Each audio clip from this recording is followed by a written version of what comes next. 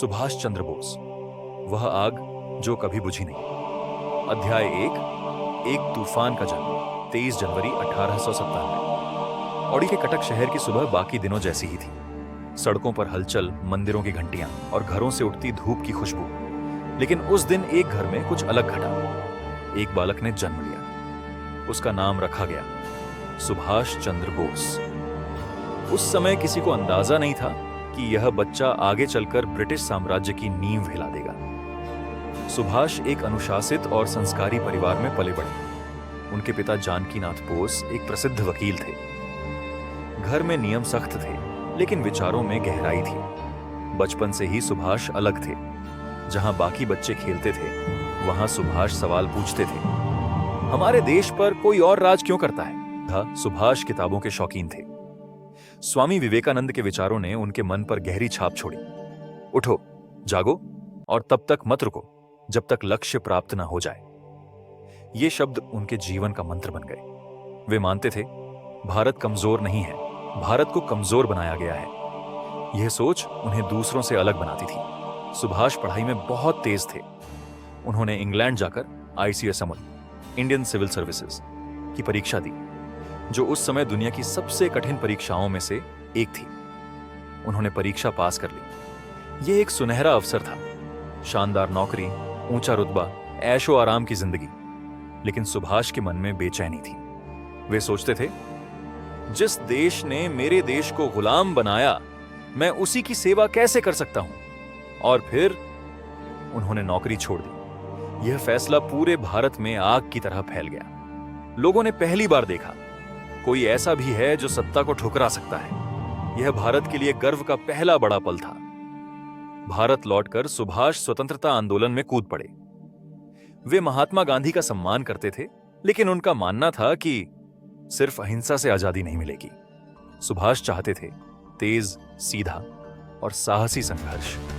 वे कांग्रेस के अध्यक्ष बने। उनकी लोकप्रियता आसमान छूने लगी। युवा उनके पीछे चलने लगे। लेकिन अंग्रेज डर गए। अंग्रेजों ने सुभाष को गिरफ्तार कर लिया। जेल की दीवारें ऊंची थीं, लेकिन सुभाष का हौसला उनसे भी ऊंचा था। उन्होंने साफ कह दिया, आप मुझे कैद कर सकते हैं, मेरे विचारों को नहीं। 1941 का साल। सुभाष को कोलकाता में नजरबंद किया गया था। घर के बाहर अंग्रेज सिपाही दिन रात पहरा देते थे। अंग्रेजों को लगता था अब सुभाष फंस चुके हैं, लेकिन वे गलत थे। एक ठंडी रात सुभाष ने दाढ़ी काटी, भेष बदला और चुपचाप घर से निकल गए। बिना शोर, बिना गोली चले वे भारत से अफगानिस्तान पहुंचे, फिर जर्मनी। जब अंग्रेजों को पता चला तो उनके पैरों तले जमीन खिसक गई। एक अकेला भारतीय पूरे साम्राज्य को चकमा दे गया था। यह भारत के लिए गर्व का ऐतिहासिक पल था।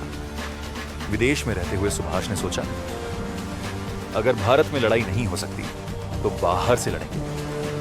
दक्षिण पूर्व एशिया में हजारों भारतीय सैनिक ब्रिटिश सेना के कैदी थे। सुभाष उनके सामने खड़े हुए और बोले, तुम कैदी नहीं, तुम भारत के सपूत हो। यहीं से जन्म हुआ आजाद हिंद फौज का। सुभाष चंद्र बोस ने नारा दिया, दिल्ली चलो। यह नारा सिर्फ शब्द नहीं था, यह एक चुनौती थी। आजाद हिंद फौज ने लड़ाई लड़ी। भूख, बारिश, गोलियां, कुछ भी उन्हें रोक नहीं पाए। गर्व का सबसे बड़ा पल, तिरंगा लहराया 1944। मणिपुर के मोइरांग में इतिहास रचा गया। पहली बार भारतीयों ने अंग्रेजों के खिलाफ भारतीय धरती पर तिरंगा फहराया। वह पल, आंखों में आंसू, सीने में गर्व। यह साबित हो गया, भारत अब डरता नहीं, अब हार नहीं। जागृति भले ही आजाद हिंद फौज दिल्ली न पहुंच सकी, लेकिन उसने अंग्रेजों की नींव हिला दी। ब्रिटिश सेना के भारतीय सिपाही विद्रोह करने लगे। नौसेना में बगावत हुई। अंग्रेज समझ गए, भारत को अब ज्यादा दिन गुलाम नहीं रखा जा सकता। रहस्य जो आज भी जिंदा है। 1945 में खबर आई, एक विमान दुर्घटना। कहा गया सुभाष चंद्र बोस नहीं रहे, लेकिन न शव मिला, न ठोस सबूत। आज भी सवाल जिंदा है। अमर सुभाष। 1947 में भारत आजाद हुआ।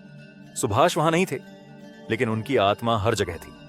हर सैनिक की सलामी में, हर जय हिंद कांस की आवाज में। वे मरकर भी अमर हो गए।